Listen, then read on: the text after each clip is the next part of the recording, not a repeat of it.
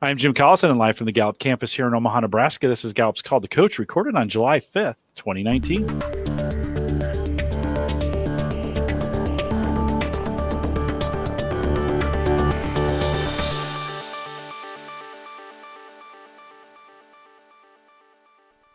Called the Coach is a resource for those who want to help others discover and use their strengths. We have Gallup experts and independent strengths coaches share tactics, insights, and strategies to help coaches maximize the talent of individuals, teams, and organizations around the world. If you have questions during this webcast, we do have a chat room. It's available for you right below the video window there, or maybe to the right of it as well.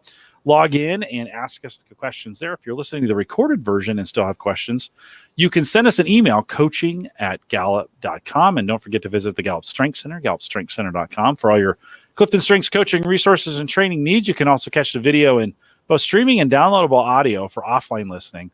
All the instructions on how to do that and all the links that you need are on our coach's blog. Head out to coaching.gallup.com. Charlotte Blair is my guest today. Charlotte's one of the founding partners of the Strengths Partners, a company she formed with two other coaches after becoming a Gallup-Certified Strengths Coach in 2013.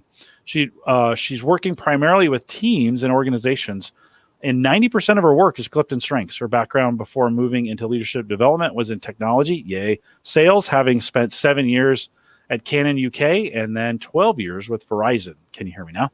In the last few years, she's found that every company she's worked with faces similar challenges. We're going to talk a little bit about this today, helping people navigate the fast pace of change. Charlotte, welcome. Thank you very much for having me. I'm super excited to be here again. And I feel like really honored that I'm here after doing the live call to coach with you in the summit as well. Yeah, so, thanks. Extra. Thanks for doing that, by the way. I called you up without any warning. That was legit. I needed to have you up there, and you did a great job. And folks, that's going to release, I think this week, late next week. That will actually be edited and be produced, so folks can go out and watch that as well. Hey, any takeaways for you when we think about the summit? Well, first of all, let's start with your top 5, and then any summit takeaways from you. Okay, so my top 5. I always struggle, Jim, to only stay at my top 5. Am I allowed to go beyond my top 5? Yeah, you can do as many as you like. That was probably a mistake. Yeah. So my dominant talents are activator, woo, command, arranger, positivity. Then I go responsibility, communication, maximizer, individualization, futuristic, significant, self-assurance. The last few are maybe not quite in that order. And I remember when we did the live, I missed out individualization. But yeah, they're my dominant go-to everyday talents. And tell me a little bit about Strengths Partners. What do you guys do? Just give me a little more than what I said in the introduction. A little bit more than that. I kind of think I made that quite succinct. What we do primarily is the team thing, which I think you mentioned. I love doing that, but we try and partner with other organizations as well, where they might need some help around resources, help around embedding the strengths as well. But I think one of the reasons why I mentioned the change piece was that that's the bit that people seem to kind of struggle with sometimes. And we partner again with people and organizations when they need us. So the majority of the work that we do is around that teams piece and how might teams navigate the fast pace of change together.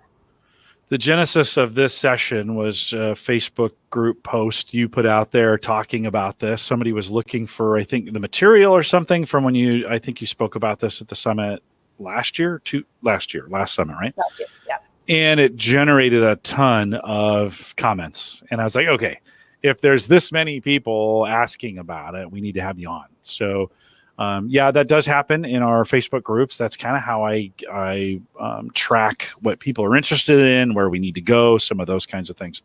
But why change? Like, what's I think we all know we live in a pretty fast-paced world, today. But why is it such a hot topic right now? I think we do know, but I think sometimes we forget. So, every organization is going through some change. In fact, I'd love somebody to tell me an organization that isn't going through some sort of change. Now, we often think that change being about technology, but it could be, how we work, where we work, who we work with. So everybody is going through some sort of change, and it just seems to be with this digital era that the pace has accelerated.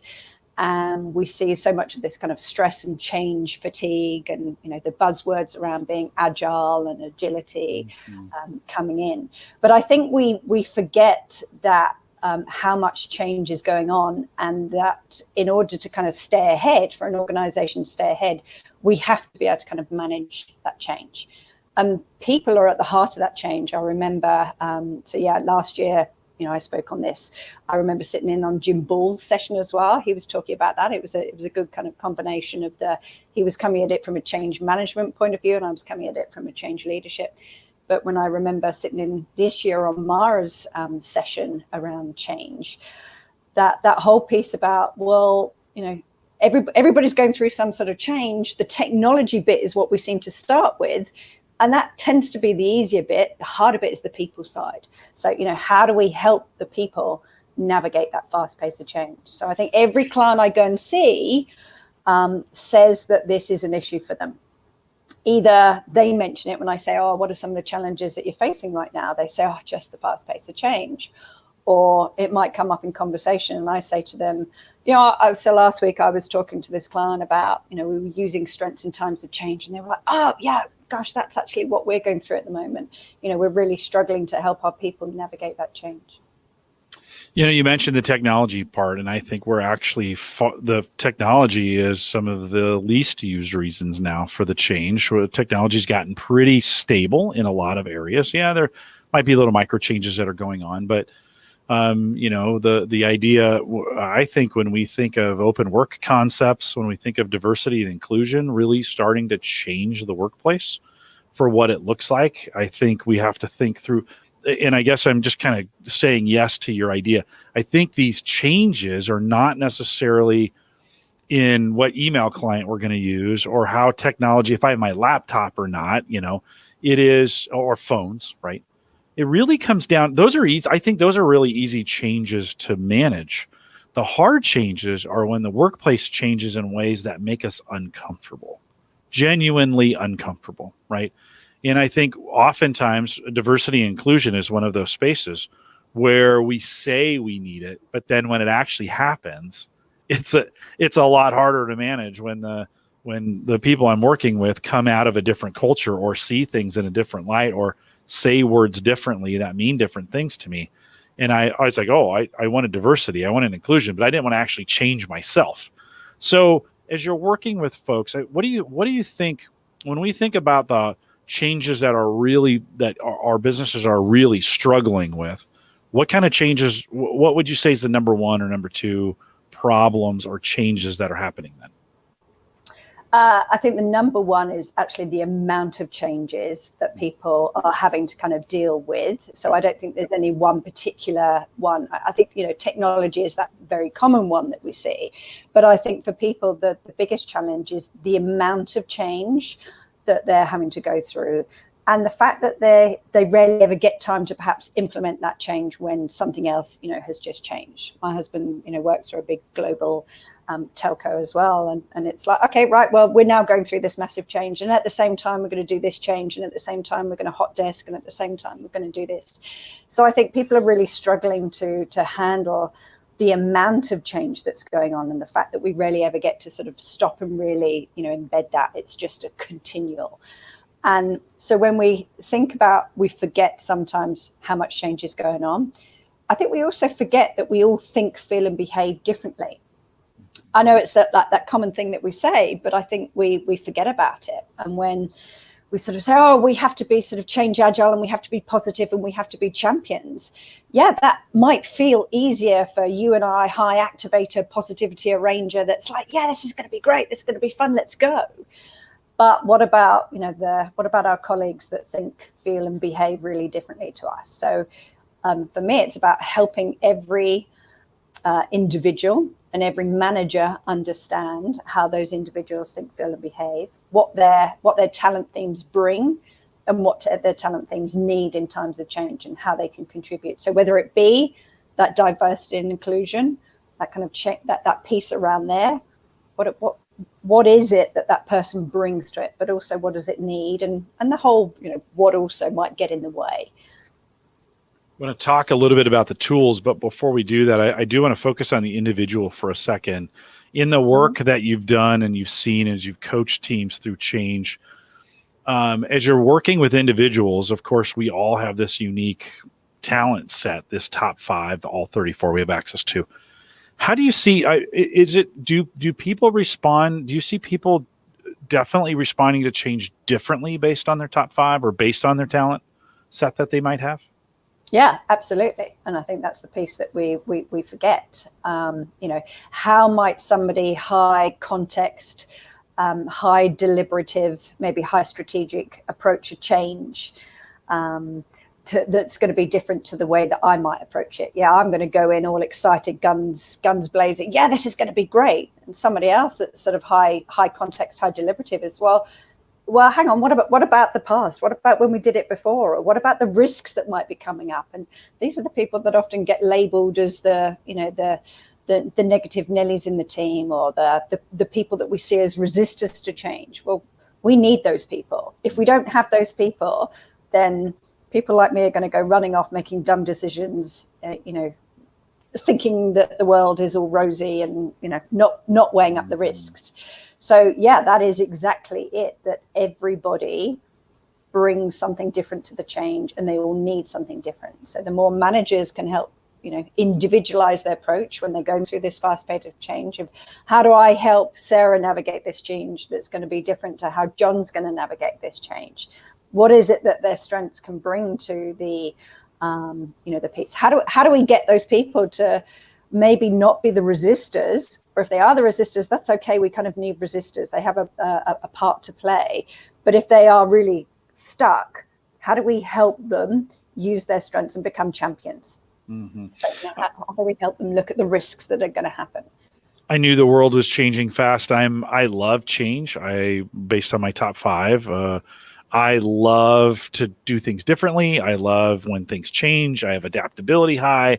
I love it. And when I started saying, why, when I started struggling with the change, I realized, holy cow, if I'm struggling with it, for the folks who don't have those talent themes that can kind of lean into that change. And by the way, I think sometimes change, we change for change's sake, which isn't always healthy as well. We need some people applying the brakes at times.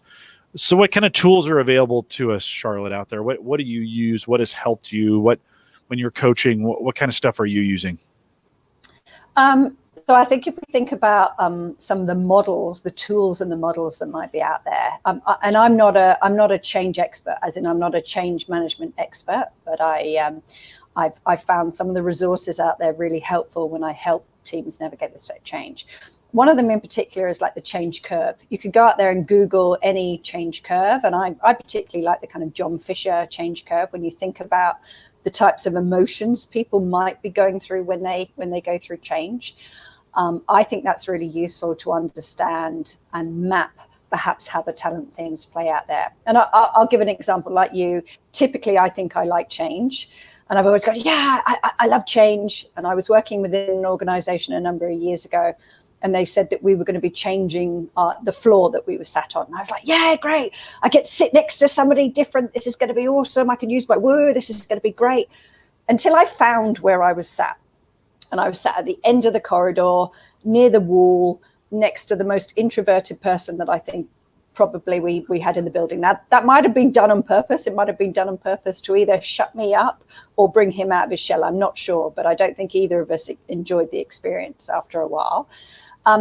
So I went from, in the top right of the change curve of being super excited, energetic, enthusiastic, to pretty quickly sort of dropping down into the kind of fear, frustration, annoyance. And then I kind of thought, well, this isn't really helping me. What can I do about this? And I kind of thought, well, how might my strengths be able to help me? And then I went, well, perhaps I'll use my woo and my arranger to organize a morning tea, because we were moving in with a completely new department.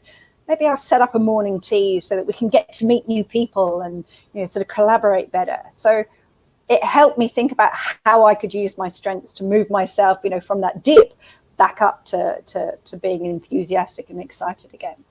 So I think understanding if we're a manager, understanding where our people might sit on that change curve, but also as an individual where we might sit on the change curve, and what needs to happen to help us kind of like, move through from the end of something to the beginning of something new, and not stay down in that dip. Because if we stay down in that dip a little bit too long, then that's when we start to lose productivity, and morale takes a nosedive. Well, that's the important part, right? Is recognizing half the battle is knowing we're there. It's like, oh, yikes, this is happening. This is happening to the folks around me, being able to see it, being able to do it. What else? What other tools that or other things that you use in this? Yeah. So I'll try and kind of split this up.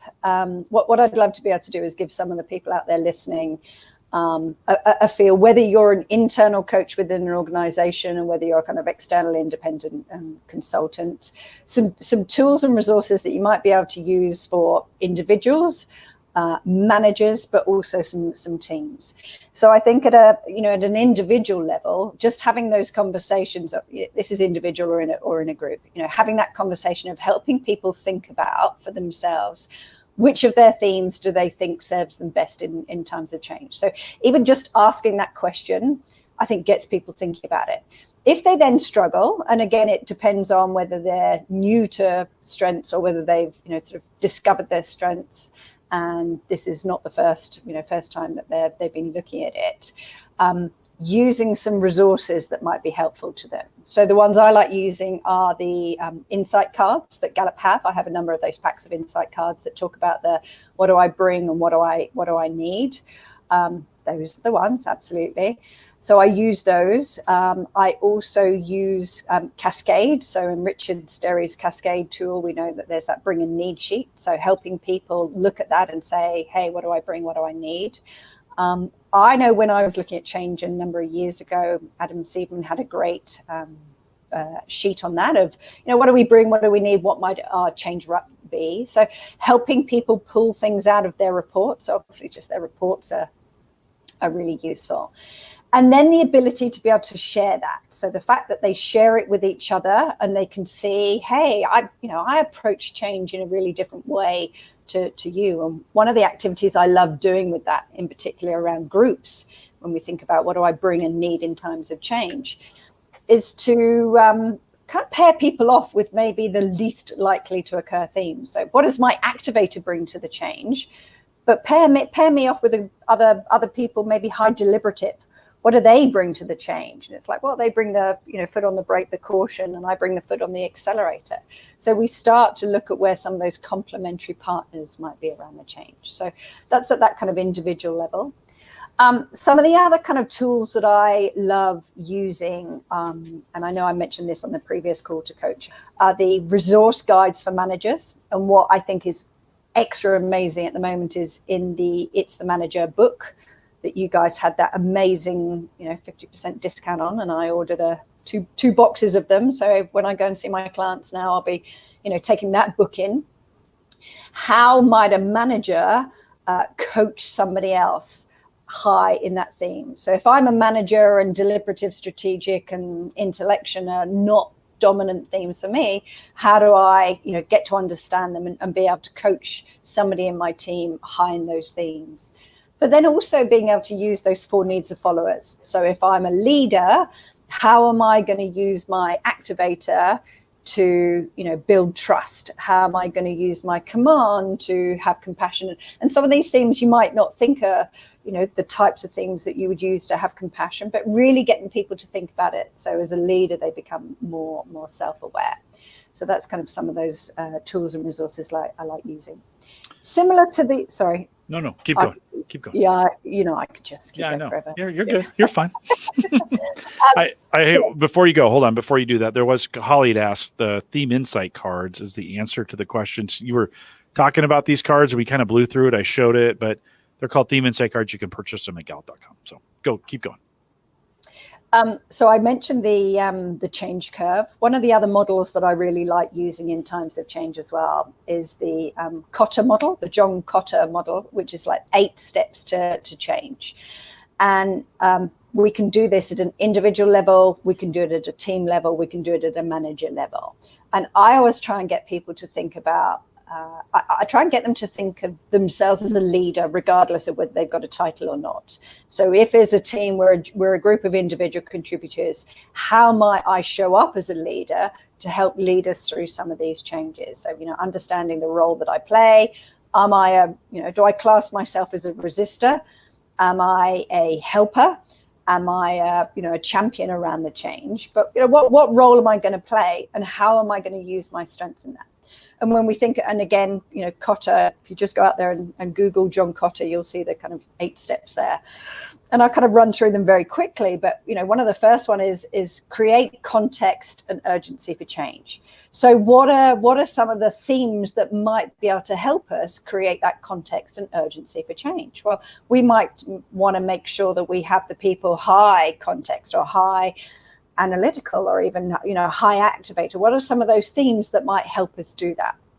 So we start to make sure that these different steps are covered by the different themes. So then the next step is form a powerful alliance. What are some of the talent themes that might help us form that powerful alliance? It might be the woos, it might be the includers. We could list off a number of different themes that might help us do that. Create a vision for change. So who are the people that are going to help us create that vision? So we're starting to make sure that we're leveraging everybody in the team, not just making sure that it's down to just that one person. Then we go about sharing the vision. So how do we need to make sure that we're sharing the vision? Are we just, typically what would happen in an organization is we might share the vision one way. We might just send out an email, but that's not really making sure that we include everybody. Maybe not everybody reads the email. Maybe we need to do it in a number of different ways. So maybe it's that people high ideation or high communication, the different themes that might help us share that vision. Addressing the barriers is the next step. So how do we go about addressing some of the barriers to change? Well, who are the people that might help us look at that? Well, it could be our restoratives might look at it. It might be, again, the strategics, the intellections. Ensuring short-term success. So how are we celebrating some of those quick wins that we might be having? Might be some of that people high positivity. Again, we could just sort of, it helps people when they think about, okay, that's something that I'd like to get involved in. That's how I can be a change champion, by using my strengths in this next step of the journey. And then we go on to sort of strengthen the change process. That might be our maximizers that will help us do that. And then we've got to sustain and align the change with the culture. So, that in itself is just a simple exercise. We don't need to be change experts. We can just show people what that model looks like. I typically then break them off into groups and have them, on a butcher's paper say, okay, in your organization, what do you think we do really well at? Well, I think we do this bit well. Okay, what are the 2 things that we don't do so well at? We've gone through a change recently. What did we sort of perhaps stuff up a little bit? Okay, well, I don't think we, shared the vision very well. And I don't think we strengthened the process. We just ran through it and we got to the next one and we just sort of carried on. Okay, so out of those 2 things that we haven't done so well, what are we going to do differently? So what do you think we should, stop doing that we're doing now? What should we continue to do? And what should we start doing? So that whole start, stop, continue, that's a dead easy exercise to do. But just making sure that people are thinking about their strengths in that. So how am I going to use my strengths to start, sort of sharing the vision, for instance. So for me, that kind of change curve and the Kotter model are 2 really simple things to do. They can be a 10-minute exercise, or you could spend, kind of hours doing them. And again, you don't need to be a change expert, and they don't need to be an absolute expert over their strengths. They just need to be pulling out those pieces from their reports, or using the insight cards, or using their insights from Cascade to help them think about the role that they could be playing. Because Theme Thursday this season is all about the 34 report, I've got mine sitting on my desk, which is really helpful. I know it's a paper copy, but it's so much easier sometimes to have that paper copy available to you than, okay, let me log in and look it up or whatever, right? But one of the blind spots, one of the new areas, these blind spots that we identify, and for a ranger, which is my number 1, it says your tendency to continually reorganize tasks, projects, and people might confuse others. Take time to explain your approach and how it can work better. That is, like, for me, that is a great clue into some of the things I need to be careful of in these high change areas, right? That I move so fast that others might move slower. Anthony asked this question in the chat. He said, do you allow people in a team to embrace the changes at different paces? What would you say to that, Charlotte? Well, I think so, yes, because we can't expect that everybody's going to embrace the change as quickly as I am, because I'm, high positivity, high activator. It's just like, yeah, this is going to be great. Let's go. So, of course, different people are going to embrace the change at different times. And that's the role of the manager, to help people embrace it. Now, obviously, we were just talking there about blind spots, Jim. If you're some of those deeper thinking themes and you get stuck in that, thinking you're that person that maybe just sort of needs a bit longer to think about it, high intellection, high analytical, you really want to look into the detail. There's obviously always the time where we go, okay, enough's enough. Now we need to get moving. And that's where I love that kind of complementary partners where, pair me off with somebody high deliberative intellection that's going to slow me down is good, but also I can help them get moving when the time's right. So I think that's the critical piece about the manager needs to individualize their approach and let people, if that's what they need in times of change, the time to think about it and process it, that's what we need to give them. What happens when the change is so fast that you don't get that kind of time to be able, you're not granted that kind of time to be able to work through those steps? Any hints there? Then I think that's where those kind of peer support and complementary partnerships do help to be able to kind of talk it through. And again, in Mara's presentation, she talked about how something like 70% of change initiatives fail. But I think when we don't go back and we don't revisit, well, actually, maybe what did go wrong there? What could we do differently about it next time? Okay, so we didn't have time to think about it and we just had to kind of, move forward. Okay, next time, how might we be able to sort of help that person? And that's where that kind of change curve comes in as well. If that person didn't have time to think through it and they're stuck there and they're sort of hanging on to the pain that went on because they didn't get the time to think. Our role as leaders and managers is to sort of help people coach through and even think about, okay, what are some of their other themes that they might be able to use to help them move forward. Because that pace of change is not going to suit everybody all the time, and we can individualize our approach as much as we can, but it's never going to please all the people, all the time. Yeah. That's why the manager job is one of the hardest jobs in the world. Yeah. When I've heard you say this a couple times, what other theme? You've said that, a lot. Is that a go-to for you? And it's great, but sometimes we can kind of get stuck in the kind of the name it in our kind of in our top five. Do you find great success in that and being able to say, okay, so we're stuck here. What other themes could we use to unstick this? Do you find success in that? Oh, absolutely. And I think that's why at the beginning when I said, can I name more than just my top five? If I'm limited by my top five, then I'm not thinking about all the possibilities. So how might my individualization that's at number 9 sort of help me? So again, it's like the sort of amplifier. How do I adjust the different dials to make sure that I'm using a talent thing that I may be less familiar with? And then if it's not mine, if I need some of those deeper thinking themes, I often joke and say, well, my first thinking theme is, number 12, futuristic. The rest of them are stacked way down the bottom. I often say, I just don't think. How do I leverage somebody else's? So how do I partner with somebody else? So, I think it's critically important, which is, I think, why majority of work I do now is with the full 34. I sometimes struggle to go back and work with a team that's only the top 5 because it's such a short piece of who we are that we need to be able to lean into all of them. I have to say, I've got learner at number 34. I often say this to people. That doesn't mean to say I can't learn, but I will use a different theme to do it. So, what else do you have in your toolkit that might be able to help you? You might get stuck in the kind of context deliberative, but hey, what are some of the themes that you've got in your dominant talents that might be able to help you move through at the pace that this change wants to go through or needs to go through? Yeah, deliberative and focus at the very bottom for me, and I rent those out all the time. There's no way I'm going to do them.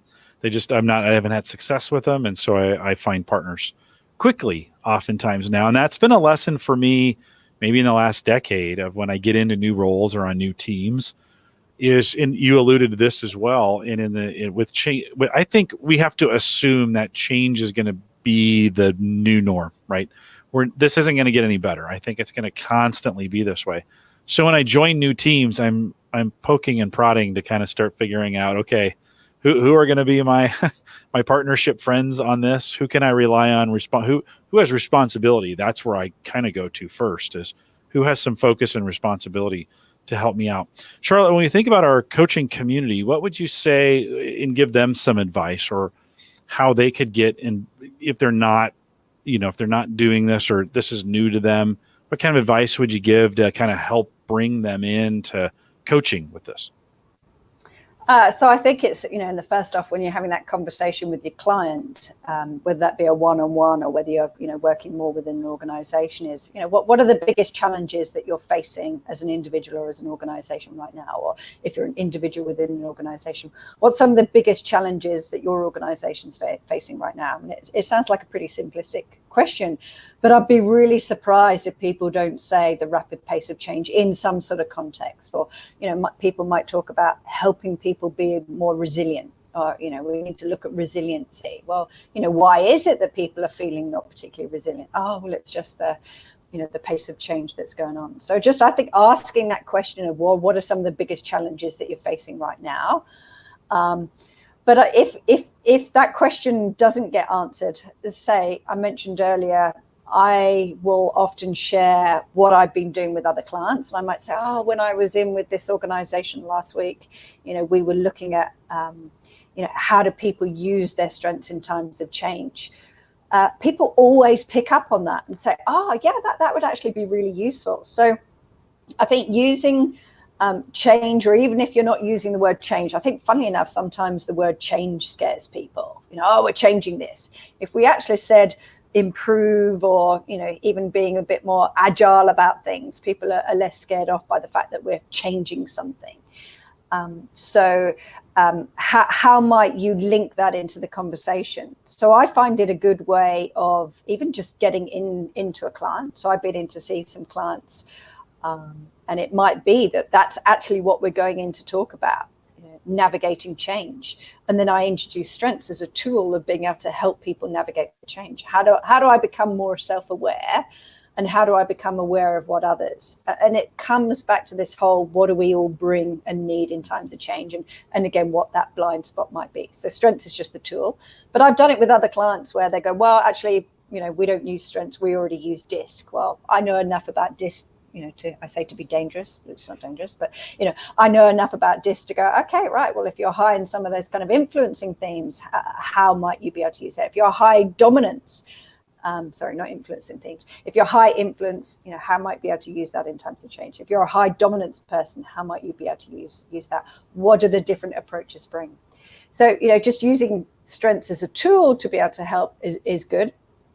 But also what I find is that clients go, oh yeah, I've done strengths. And I often kind of struggle a little bit with that and say, oh yeah, I've done a strengths workshop. I've done a 2-hour or 1-day, workshop. Well, strengths is not a once and done. So, okay, what are you doing with that? Have you been using strengths lately? Well, actually, no.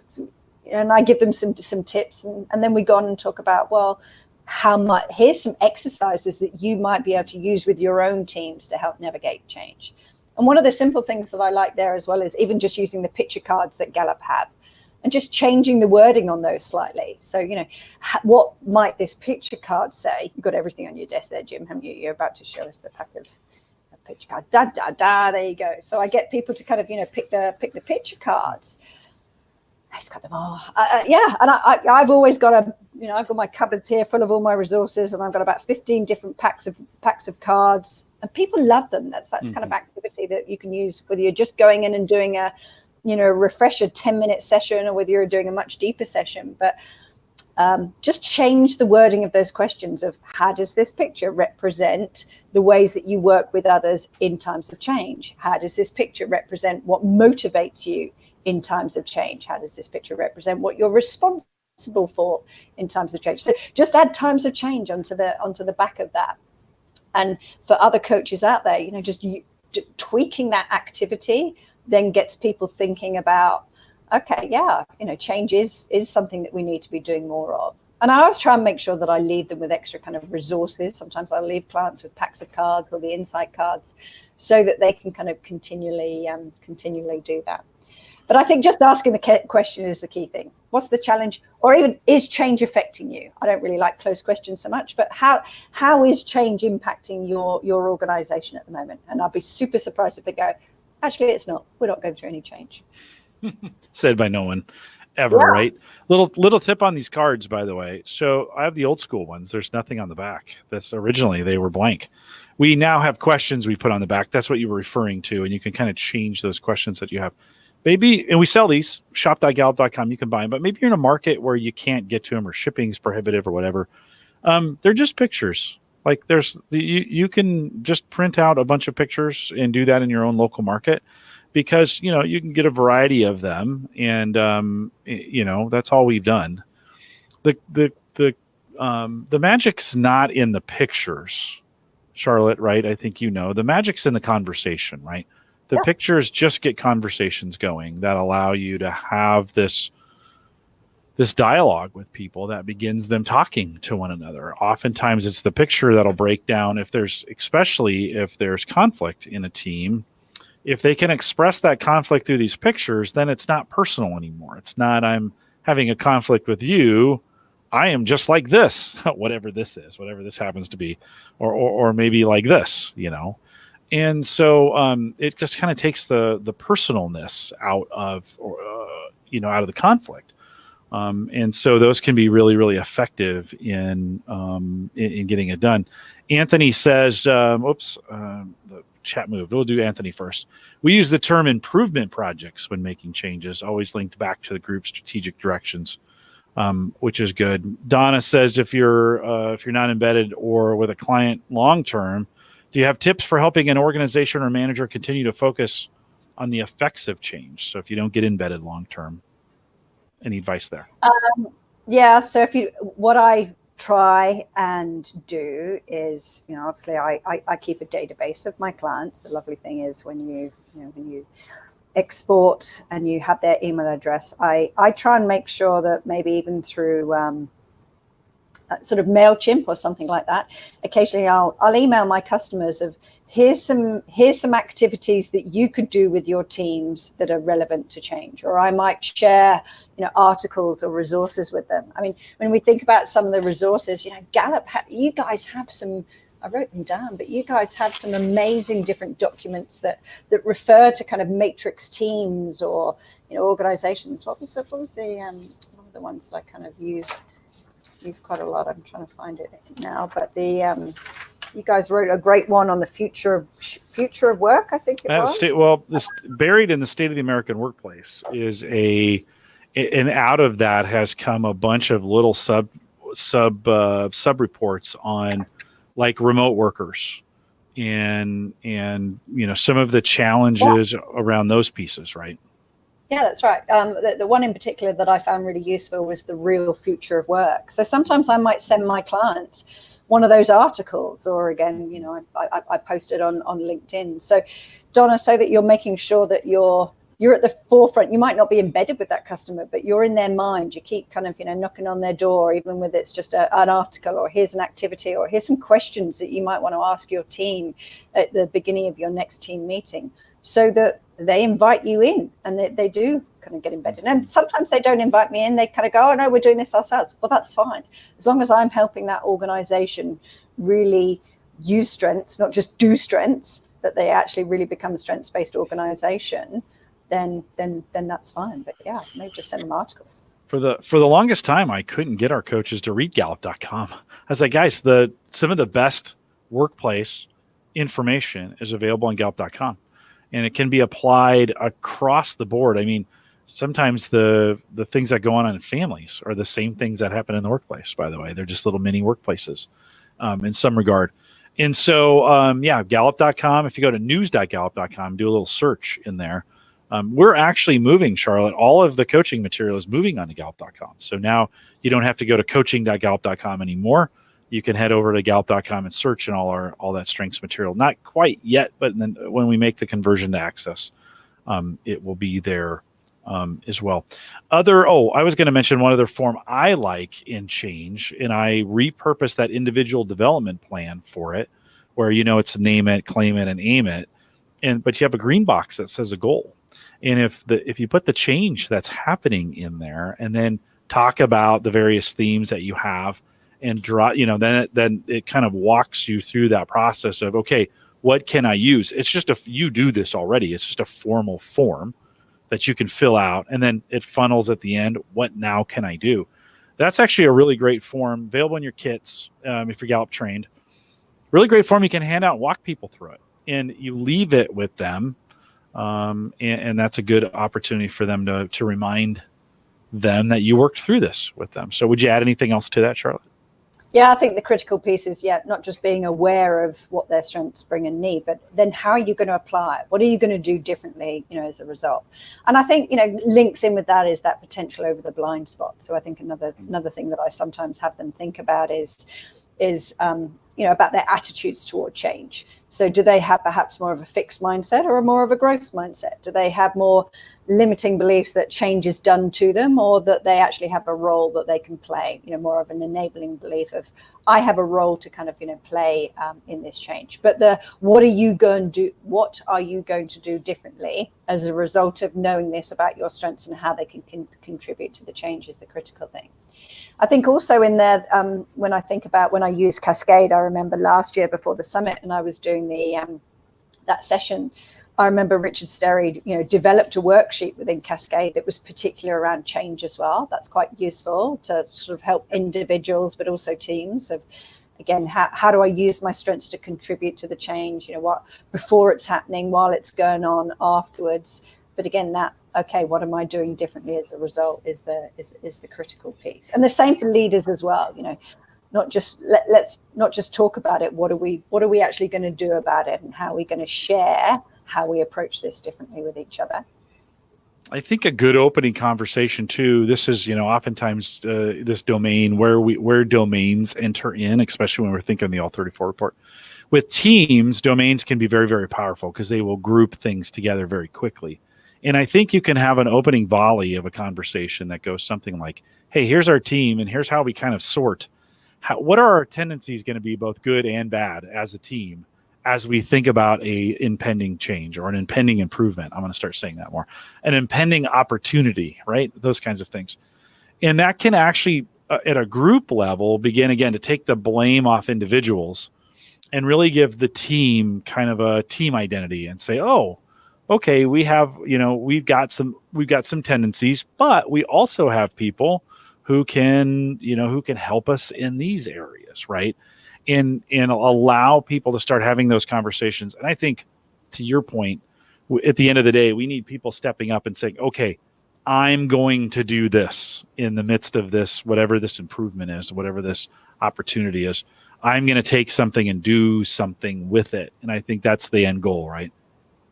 Yeah, it is. And how they're going to hold each other accountable. So I love the whole picking an accountability partner, and preferably picking an accountability partner that thinks differently to you is a good one. And I love organizations that then leverage technology platforms like, Yammer or Chatter or whatever it be, to make sure that they're going, yeah, okay, we keep the language going. I'm using my responsibility because I said I was going to do this. So I'm using my responsibility to kind of get that done.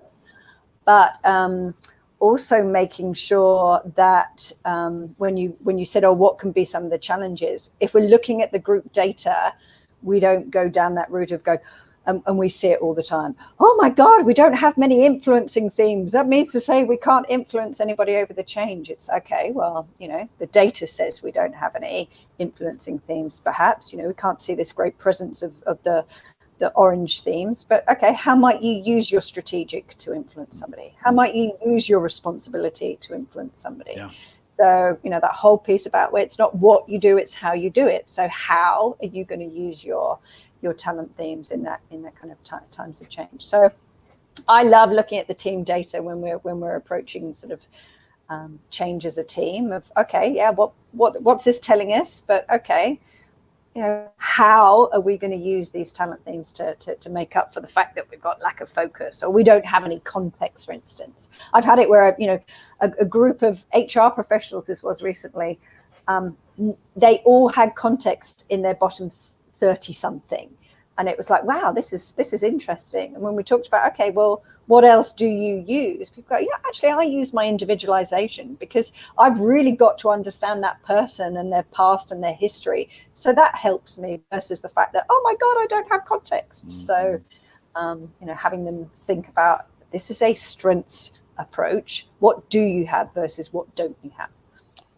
Yeah, I think we sometimes miss, we get the part about individuals partnering with other individuals to help. I think we miss teams working with other teams sometimes too at the higher level to say, hey, who in this org could help us?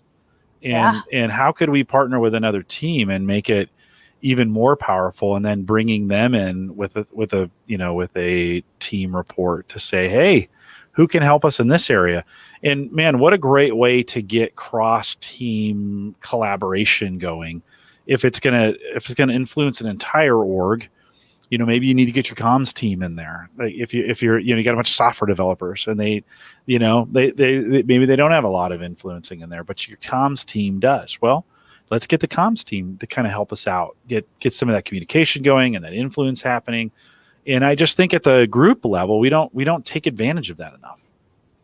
No, if I think about, some of those challenges that I hear, so change being one of the challenges that I hear, the other ones that I hear is around silos. How do we break down the silos? So when we're wanting to implement a change or accelerate productivity or whatever it be, how do we break down the silos? And sometimes the data kind of backs it up and go, oh, wow, okay, we've got a group of, high relators here. Okay, how do we make sure that we're leveraging other people in the team as well to break down some of those silos? Okay, right. Well, John's got a great relationship with Fred that's in the comms team. So, okay, how do we use that? Okay, how do we use some of our woos or includers around it? So I think, change, silos. And the other one that I find comes up a lot, which can hinder sometimes change, is that whole piece about psychological safety. Do I have this fear of speaking up? And I remember Stephen Shields talking about it that's what I loved about his session on diversity and inclusion at the summit, that whole kind of candor piece of being safe to speak up. How do we use our strengths to make sure that we're speaking up about, well, I think this change is a dumb idea, but instead of just saying it maybe as bluntly as that, how might I use my strengths to be able to voice the fact that I think we're going down the wrong path and there could be a different way of doing it? So that's something else that I see kind of comes up. And if you can link those three together, then great. That's how you can start to get sticky and embedded within an organization. Holly out in the chat room says, you give me a lot to think about. I have some major changes on the horizon. I have a Department of Strengths profile. Thanks, Charlotte, for the insight. Charlotte, anything else you would add? Anything we missed for coaches?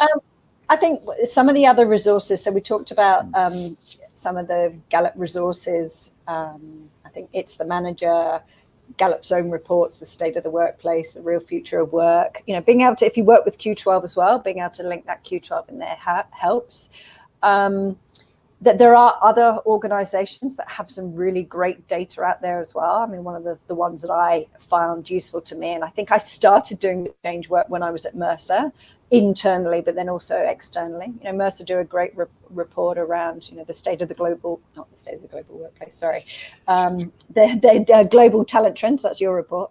So they've got the kind of talent trends, and change comes up on a regular basis with that one. So that's one of those other resources. But I think, what I've done with some other people as well prior to this, Jim, is, I kind of packaged up some of the stuff that I use in times of change, or sort of with my clients with times of change, packaged up and said, hey, here are some of the slides that I maybe use. I'm not a big slide person, but here are some of the slides I use.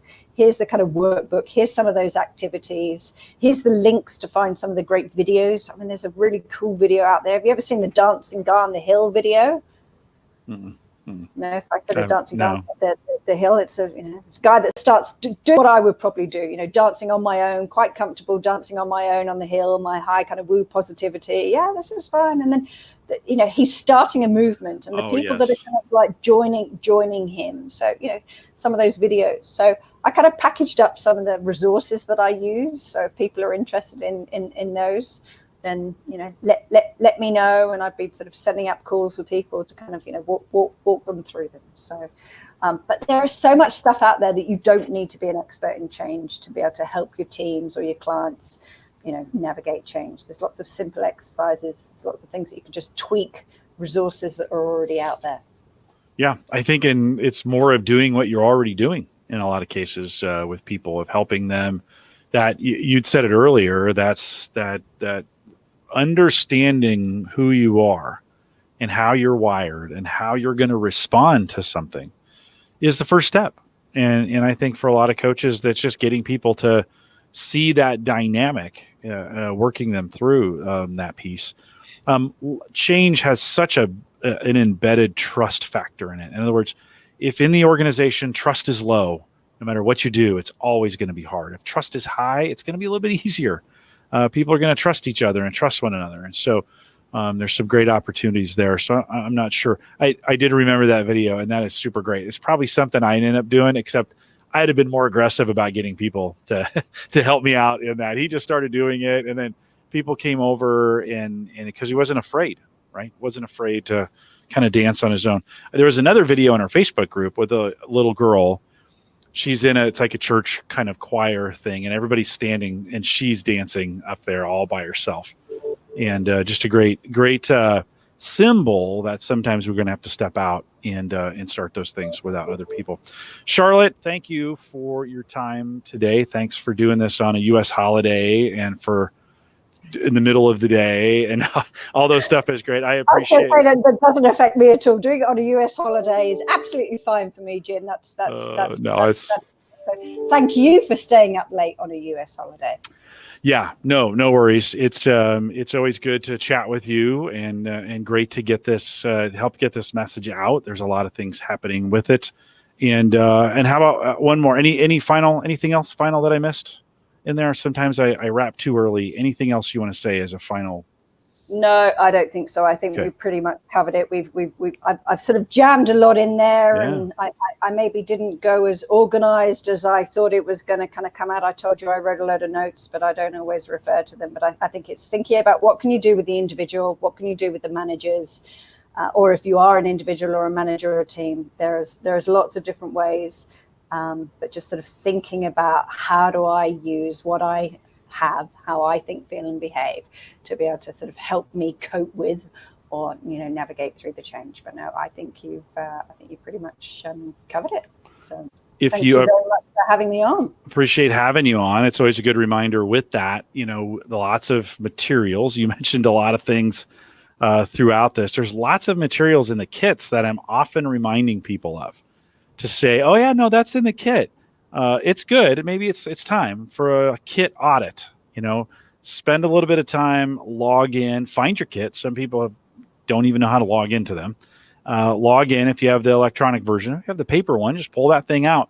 And it might be good to start going through some of those forms. And Charlotte, based on what you're saying, just as you look at the form, say, how would I use this? As you look at the exercise, whatever it is, as you look at the cards, as you look at whatever, think, how could I use this for people who are going through change?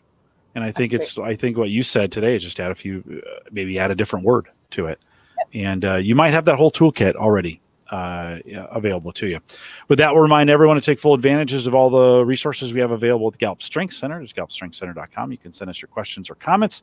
Send those to us in an email, coaching@gallup.com. You can also catch the recorded audio and video and download it onto your phone and listen to it like a podcast. All the cool kids are doing that these days, from any podcatcher or any podcast listener device, anything, your phone, Android phone, iPhone. Just search Gallup Webcast and you'll see all the webcasts that we have available for you out there as well. If you're interested in becoming a Gallup-Certified Strengths Coach, you can see a list of all the courses that lead to that, including instructions on how to be certified. And we have some courses, some great courses that you don't have to be certified for. You can just come and do those, and they're awesome as well. They're all on our courses page, courses.gallup.com. If you want to figure out how to join these things live, visit our Eventbrite page. Just go to gallup.eventbrite, BRITE on that one.com, and follow us there as well. Summit 2020, I think we're calling that Gallup at Work Summit, just announced early June. The weather's going to be great. The best pricing is right now. So if you're thinking of, Charlotte mentioned both this year and last year's summit, lots to learn out of those as well. If you're thinking about coming, now might be a great time to lock it in. Best price for everybody is right now. Head out to gallupatwork.com. I think that gets you there. I think I just made that up, but it should get you there, and we'll look forward to seeing you at the summit next summer. Join us on our Facebook group. You can just go to facebook.com/groups/called-to-coach. Continue the conversation there. I want to thank you for joining us tonight or tomorrow if you were in Australia. With that, we'll say goodbye, everybody.